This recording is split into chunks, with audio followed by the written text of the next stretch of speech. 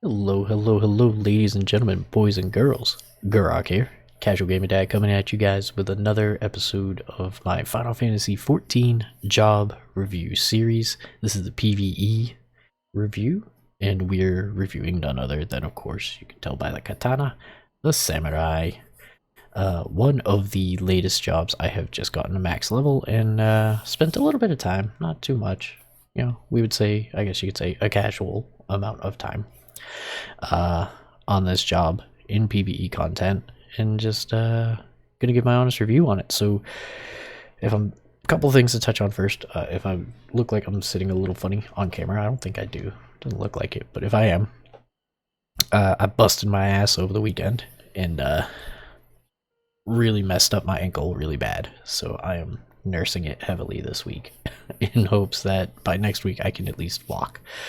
So that's one thing. You'll have to excuse any funny position. The second thing is, before I dive into this review, I just need everybody to remember that the first part of these videos, I always just immediately dive right in with my honest ranking of the job itself and what I feel it ranks up as. And I take into account a lot of factors. A lot of them are how casual friendly are they, how fun are they, how visually pleasing they are, the complexity. I guess that kind of ropes into how fun they are, and like, are they casual friendly, but like I kind of rank complexity a little bit different, and just overall power. And I don't expect anyone to take my rankings as law.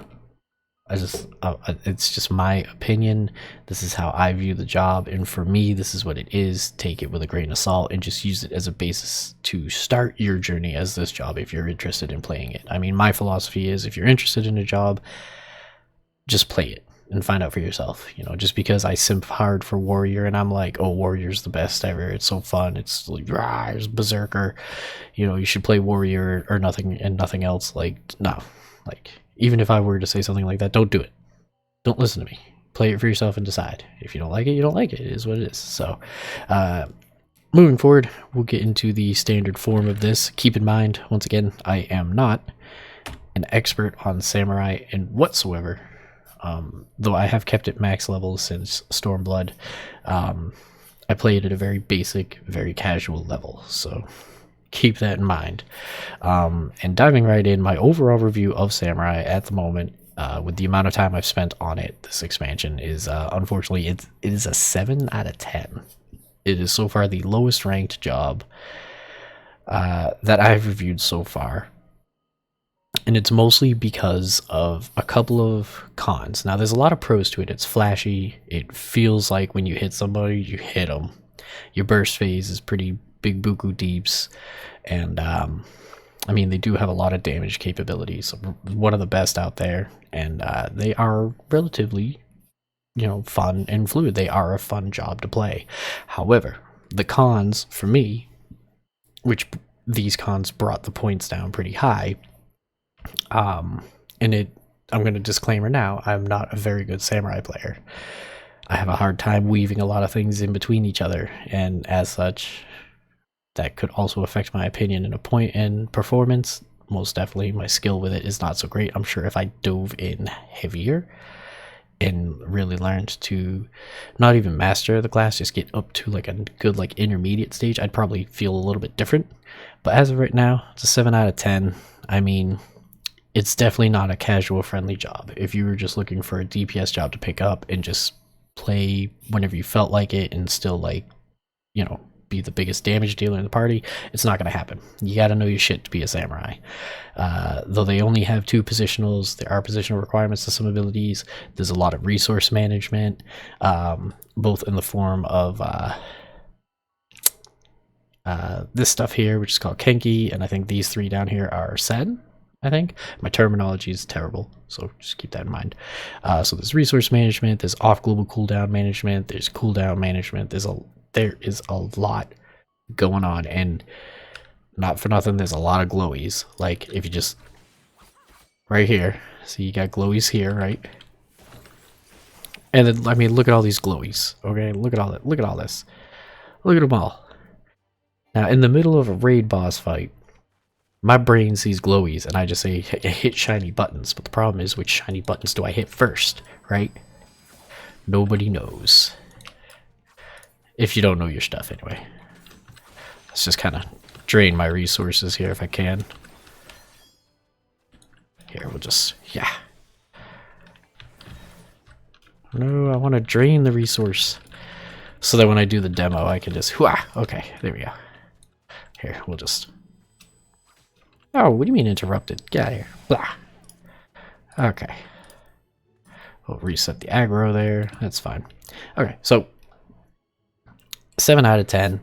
The cons are, you saw those shiny buttons. For me, with my monkey brain, that's hard to wrap my head around. A lot of resource management. Very easy to cap off the Kenki gauge. Just as easy to dump it all, but you don't want to dump it wrong. You want to make sure you're using it on the proper abilities.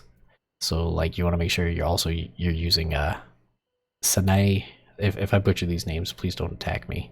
But you want to make sure you're using this on single target. I think this, yeah, this in multi-target. Whenever you have it off cooldown and you have enough Kenki. Otherwise, you're spamming this or this.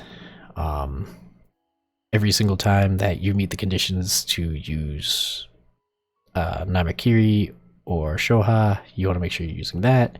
You want to make sure you're keeping Higenbana up with 1 sen, Madeira Satsugeka with 3 sen, 2 sen for Goken if you're doing AoE. I don't really touch on AoE very often. Maybe I should. You want to make liberal use of this, Shisui. There's a lot. It's too much for my monkey brain. In addition to that, if you don't have higher than a casual rate of skill or ability with this job, you're going to be very sorely disappointed in your performance, because a combination of that, and of course everybody knows gear is a very important piece of the puzzle in Final Fantasy XIV. But, you know, excuse me, some jobs you can actually, like, get away with not oh, what? You can get away kind of. I'll bear with this background here for a second here. I'm gonna leave this in. I'm not even gonna edit this out. I'm gonna leave this in because I think it'll be funny. Nevertheless, you're gonna have a hard time. One other unfortunate thing, and I'm going to talk more about this in the next section, is the remake or the redo, or I guess it's not really a remake, just the changes they made to it doesn't matter, you guys have already seen my server, to their abilities as a whole. And once I get logged back in here, that would be much easier to show you guys, and that will bleed into the next session where I talk about what's new, what's changed, and why this change I'm talking about is kind of not so great. Here we go. I'm logging in. All right, beautiful, excellent. Let me shrink my face down. Let me get back in the corner. Perfect. Okay. All right. So, nevertheless, abilities. Okay. What's new? What's changed? So you can see here, from 82 all the way up to 90, we get quite a few goodies. We get Shoha 2, delivers an attack with a potency of 200 to all nearby enemies, can only be executed with 3 stacks of meditation. It's basically the AoE version of Shoha. You know, use this in 3+ target situations. Fuko delivers an attack with a potency of 100 to all nearby enemies.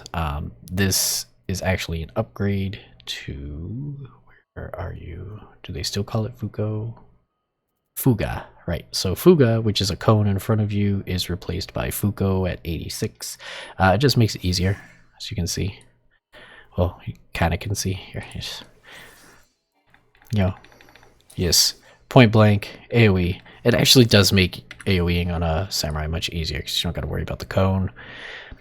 And then, of course, at level 90, we get both Ogi Namakiri and then Kaishi Namakiri.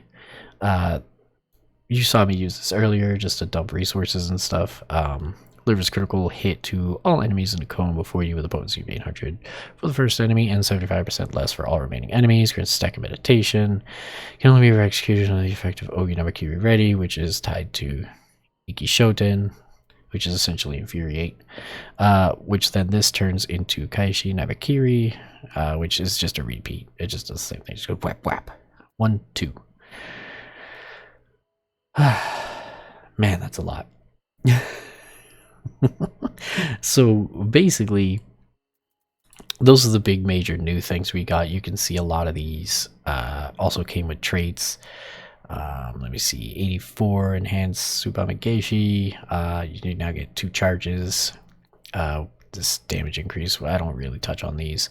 Fuga increases Fuga to Fuko, obviously. Enhanced Shisui, now we get 2 charges of that. And then Iki Shoten, it then just grants us the ability to use this. Really nothing too groundbreaking. But one of the biggest and most angering things is they kind of went ahead and gave samurais the warrior treatment. And I'll explain what I mean in a second. I want to see the reason why I'm here in the PvP. Here we go. Let's see. Yeah, the reason why I'm in the PvP one is, yeah, here. You can see in PvP, if we use Hisatsu Soten, we get Kaiten. We get put under the effect of Kaiten. Now, most of you who have been with Samurai since the beginning will remember we had Kaiten as an off-global cooldown ability that I think cost Kenki. Like, it was something arbitrary, like 20 Kenki or something. Very short cooldown. And basically it made it so your next weapon skill used after popping that buff hit for like an epic metric butt ton. They took that away. They got rid of it. They said, no, you don't get this in PvE anymore. Instead, we're going to give you guys the warrior treatment. Now all your big hitting abilities are now guaranteed critical hits. Great. Now it doesn't say critical direct hit like it does with excuse me, like it does with warrior abilities like Fell Cleave and Inner Chaos, stuff like that. But you can see, I'm trying to see if I can find all of the abilities, and I want to say it's literally just Ogi Namakiri, which is of course our biggest hitting thing, and then our second biggest hitting ability, which of course is Setsugeka. But you can see it delivers a critical hit. Now the reason why this is a drag is because the damage boost from Kaiten was way better than a guaranteed critical hit, but also on top of that, now it screws up melding. For those of you who don't know, Samurai share gear with monks, and then of course they share slaying accessories with monks, reapers, dragoons. Monks, reapers, dragoons. That's pretty much it. And this is no good, because if you kind of jumble around between DPS roles, I know a lot of people tend to do that, then just like you have to do with warrior and the rest of the tanks, you have to have separate sets of gear for materia belts. Now I know a lot of people will be like, well, if you're a casual player, who cares about material melds? Even casuals want to worry about proper melding, and the reason behind this is because melds actually give you just that little bit more of an edge in combat than you would realize. It's important to make sure you're melding correctly. I'm not going to go too into that spiel because this isn't a beginner's tutorial guide or video, but that's what it's about. So, I mean, Samurai rotation, to my knowledge, is more or less the same. At a very baseline level, single target is get your buffs up and fill up your Sen gauge. So usually you'll do your 1, 2, 3 here. Your 3 Gecko here has a rear dependency for maximized damage. You can see we got 1 Sen. And then you do your 1, 4, 5 combo. You can see the 5 has a flank. So you do flank. we get 2 sen. And then the last hit is just a 1/6, which is Yukikaze. This has no positional dependency, and there you go. So you can see with 3 sen, we get access to Setsugeka, which is our big hit. We just wham, which then gives us the ability to use this, which is just, you know, double up. Our Kenki gauge is super high up, and we have 1 stack of meditation, so you can see as this grows, we have these abilities showing up. Sene is usually priority. You're going to use that off cooldown, and you'll weave in Shintens on single target as much as you can without overstepping your bounds. So now you can see with 1 sen, this has changed. We don't have access to Setsugeka, we have Higginbana. This is our bleed. So you're just going to go whap. You're going to keep that rolling. That also gives us a stack of meditation. I'm only going through this whole thing so I can show you guys Shoha. See, you don't want to cap your Kenki here.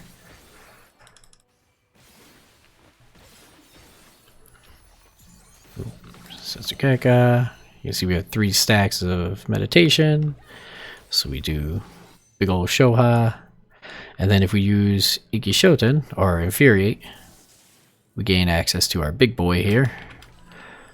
First a blam, and then 2 blam.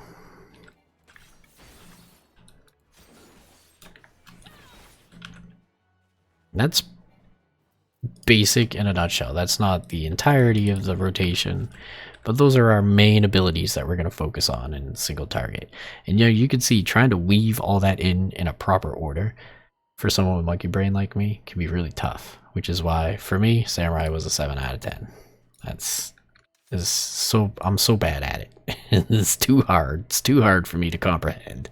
Too many flashy glowies and too much priority. But it's fun. It is fun. You can see with all of those slow draw abilities, it still felt like I was slapping my target super hard, which is always fun when you're a damage dealer. As far as style points goes, I mean, Samurai is always awesome looking. Most of the gear looks great. The weapons all look really pretty awesome. I don't think I have their relic gear, or not relic gear, but their artifact gear. I might still. Let me see. I do. Okay. Or at least I have some of it. Here, we'll just save outfit. I'll show you. No. Maybe I don't. Oh, no, I do. Yeah. Is that? Is that? You get a skirt, some shoes, and oh, that was glamored, but that's fine. So in a nutshell, this is the samurai garb for Endwalkers. Pretty styling, if I must say. If you want to see what the helmet looks like, well, I do have it displayed. It's not really a helmet, it's more just kind of like little eye thingies. I don't really know what those are, but it's cool. It looks pretty cool. The weapons, you know, basic katana. Not really anything too flashy, but still gets the job done. Style points, pretty good. Overall thoughts, I think if you are dedicated to really mastering a job, and there's something that you definitely want to main for damage dealer, like Samurai might be your thing. If you want a relatively complex job that requires, you know, two different types of uptime management, resource management, and just weaving your cooldowns with your global cooldowns or off global cooldowns properly, this is definitely the job for you. It's got enough complexity to really keep your brain going.